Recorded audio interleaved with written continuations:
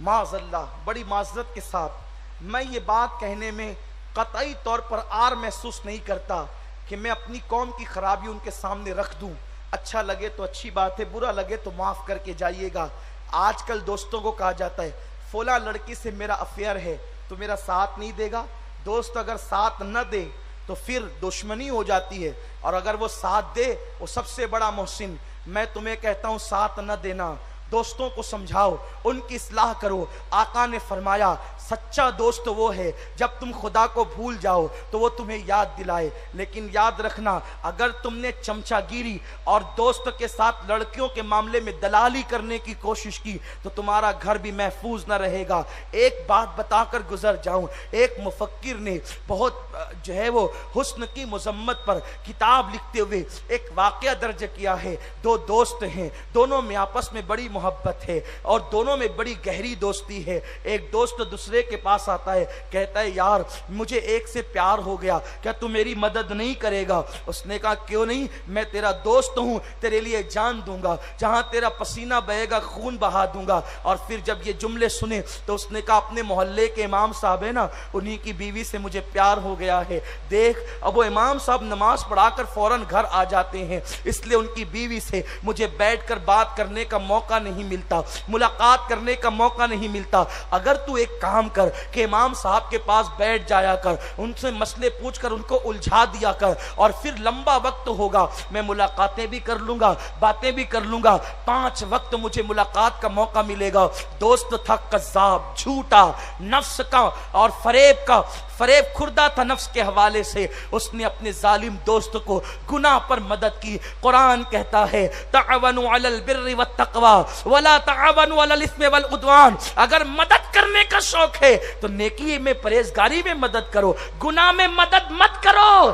گناہ میں مدد کرنے کا انجام اچھا نہیں ہے. اے میری قوم کے جوانوں، وہ دوستی جو تمہیں گناہ پر مدد کے لیے ابھارتی ہے تمہیں جہنم میں لے جائے گی، تمہیں خسارے میں لے جائے گی. اللہ اکبر. اس نے کہا ٹھیک ہے میں جا کر کے اس امام کے پیچھے نماز پڑھوں گا، اسے اتنا الجھاؤں گا کہ تجھے بہت وقت ملے گا، اور 5 ٹائم نہیں تو 4 ٹائم تو اچھا موقع ملے گا. فجر میں نہیں آتا تھا، چاروں ٹائم جو ہے امام کو آ کر مسئلوں میں الجھا دیتا تھا. ایک دن اس کو احساس ہوا یار آخر امام ہے، عالم ہے، حافظ قرآن ہے، سینکڑوں لوگ ان کے پیچھے نماز پڑھتے ہیں، ان کی بیوی سے میرا دوست بدکاری کرتا ہے. سچی بات مجھے امام کو بتا دینا چاہیے تاکہ اور معافی بھی مانگ لینا چاہیے. احساس ہوا، احساس بڑی عظیم چیز ہے. احساس ہوا امام سے معافی مانگ لوں، ساری بات بتا دوں تاکہ یہی معاملہ کلیئر ہو جائے. امام معاف کر دے گا، اللہ کی بارگاہ میں پکڑ نہیں ہوگی. وہ آیا اور بیٹھ کر کہا امام صاحب میں بہت بڑا مجرم ہوں، میرا دوست آپ کی بیوی سے پیار کرتا تھا اور وہ چاہتا تھا کہ آپ جلدی جاتے ہیں تو جلدی گھر نہ جائے، مجھے مسئلے پوچھنے نہیں ہوتے، آپ کو الجھانا میرا مقصد ہوتا، اس لیے میں گھنٹوں آپ کو الجھا لیتا تھا. امام نے مگر حیرت سے کہا مگر ابھی تو میری شادی بھی نہیں ہوئی ہے، پھر وہ میری کس بیوی سے پیار کرتا ہے، میری کس بیوی سے محبت کرتا ہے؟ میں مسجد میں کہتا ہوں چل میری ماں سے پوچھ لے، بوڑھی ماں سے، کہ میری شادی بھی نہیں ہوئی ہے. اس کے پیروں کے نیچے سے زمین کھسک گئی کہ جب امام کی شادی نہیں ہوئی ہے تو پھر وہ کس کی بیوی سے جا کے دل بہلاتا ہے؟ جب اس نے تحقیق کی تو پتا چلا امام تو غیر شادی شدہ تھے. اس نے اپنے دوست کو جھانسا دے کر اس کی بیوی کے ساتھ ایسا کرنے کی کوشش کی ہے. یاد رکھو جرم کا انجام اچھا نہیں، پاپ کا انجام اچھا نہیں، گناہ کا انجام اچھا نہیں. دوسروں پہ نظر اٹھانے والوں اپنے گھر کا خیال کرو، دوسروں کی عصمتوں کو تار تار کرنے والوں اپنے گھر کی عورتوں کا خیال کرو، خدا کے لیے بدل ڈالو. ہم وہ لوگ نہیں جو بیٹی کی عصمتوں سے کھیلیں، ہم وہ لوگ نہیں جو نشے میں چور ہو جائیں. ہم دنیا کو نشے سے بچانے کے لیے آئے ہیں، ہم دنیا کو گناہ سے بچانے کے لیے آئے ہیں. یہ بدترین فعل جو 31 کے نام پر جو ہے وہ پوری دنیا کے اندر عام کیا جا رہا ہے، اس کی مذمت کرو۔ یہ ہمارا تہوار نہیں، ہمارے پاس خوشیاں منانے کا بھی ہمارا اپنا مزاج ہے۔ اور سنو، نشے کے ذریعے سے خاص طور پر ہماری قوم کو مفلوج کرنے کی کوشش کی جا رہی ہے۔ دنیا جانتی ہے جس دن مسلمان بن گیا اس دن پوری دنیا کے چپے چپے پر اسلام کا پرچم لہرے گا، اس لیے وہ تمہیں اسلام کے قریب نہیں آنے دینا چاہتے۔ کبھی شباب کے ذریعے، کبھی شراب کے ذریعے، کبھی ڈرگ کے ذریعے، نشے کے الگ الگ دواؤں کے ذریعے وہ تمہیں اتنا الجھا دینا چاہتے ہیں کہ تم اپنے نفع و نقصان کا فرق نہ کر سکو۔ تم موت کے منہ میں جا رہے ہیں۔ ہو خدا کے لیے اپنے آپ کی حفاظت کرو۔ یہ نشہ تمہاری نگاہوں پر اثر انداز ہوتا ہے، یہ نشہ تمہیں قسطوں میں تباہ کرتا ہے، یہ نشہ تمہیں موت کے منہ میں لے کر کے جاتا ہے۔ نشہ وہی ہے جو تمہیں بے غیرت کر دیتا ہے، نشہ وہی ہے جو تمہاری آبرو کے حوالے سے تمہیں بے فکر کر دیتا ہے۔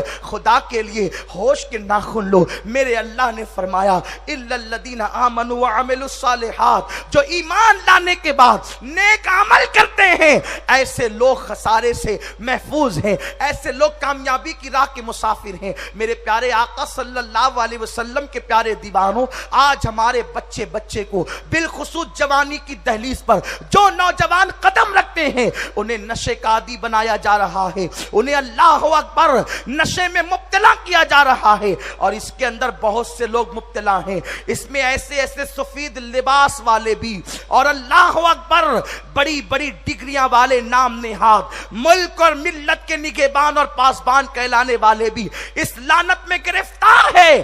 یاد رکھو، اپنے بچوں پہ نگاہ رکھو، اپنے بچوں کے حوالے سے خیال کرو، تمہارا بیٹا اٹھتا کس کے ساتھ ہے، بیٹھتا کس کے ساتھ ہے، اس کی رات کہاں گزرتی ہے۔ پہلی بات تو یہ ہے، رات کو ضائع کرنا یہ اسلام کے قانون کے خلاف ہے۔ اللہ قرآن میں فرماتا ہے وَجَعَلْنَا اللَّيْلَ لِبَاسًا، ہم نے رات کو تمہارے لیے پردہ پوش کیا۔ رات آرام کی چیز ہے، رات عیاشیوں کے لیے نہیں ہے۔ اور جن لوگوں نے رات کو آرام نہ کیا انہوں نے راتوں کو اللہ کو یاد کیا۔ صوفیہ فرماتے ہیں لوگوں کو دن اچھا لگتا ہے، جن کے دل اللہ سے لگ جاتے انہیں رات اچھی لگتی ہے۔ جیسے رات کا انتظار کرتے ہوئے پرندے شام کو اپنے گھونسلوں کی طرف جاتے ہیں، ویسے اللہ والے شام کے وقت عبادت کی تیاری کرتے ہیں۔ اور آپ کو پتا ہے رات کی عبادت بڑی پرکیف ہوتی ہے، رات کی عبادت بڑی پرنور ہوتی ہے۔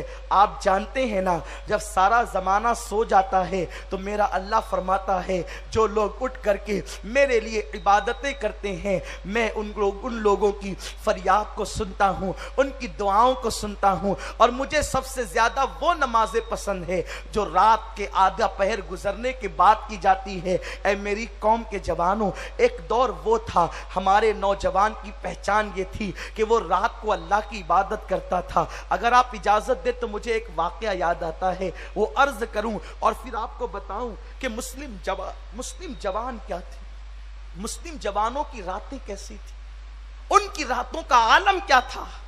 ایک جنگ کے موقع پر میں اس واقعے کو اپنے الفاظ کا جامع پہنانا چاہتا ہوں۔ ایک جنگ کے موقع پر 3 مسلمان جوان رومیوں کی قید میں آ گئے۔ 3 اتفاق سے ایک دوسرے کے سگے بھائی تھے۔ رومی بادشاہ نے تینوں خوبصورت جوانوں کو دیکھا۔ اچھا، جوانی بڑی خوبصورت ہوتی، بڑی خوبصورت۔ جو قوم کے جوان گٹکا چبائیں وہ پھول کھلنے سے پہلے مرجھا جاتے ہیں۔ یہ گٹکا موت ہے، اگرچہ ہم اس کو حرام نہیں کہتے لیکن یہ موت ہے۔ سگریٹ یہ موت ہے، یہ سب تمہیں موت کی طرف لے جا رہی ہے۔ تم موت خریدتے ہو، موت خریدتے ہو۔ مجھے حیرت ہے جب ہم کسی کو سگریٹ پیتا ہوا دیکھتے ہیں کہ اپنے ہاتھوں سے اپنی محنت کی کمائی کو آگ لگانے والوں، تم کتنے عقل مند ہو، تمہاری عقل کہاں ہے؟ شراب اور ڈرگز جیسے نشے تو بہت بدترین ہے، لیکن یہ سگریٹ کیا ہے؟ फारूक आजम ने एक शख्स को सुन्नत से ज्यादा लंबा कुर्ता पहनते देखा तो नाराज होके कहते हैं, जालिम, अगर ये 4 उंगल कुर्ता तो ज्यादा लंबा न सिलाता, सुन्नत के मुताबिक सिलाता, तो ये 4 उंगल कपड़ा किसी गरीब को पेवन लगाने के लिए काम आ जाता।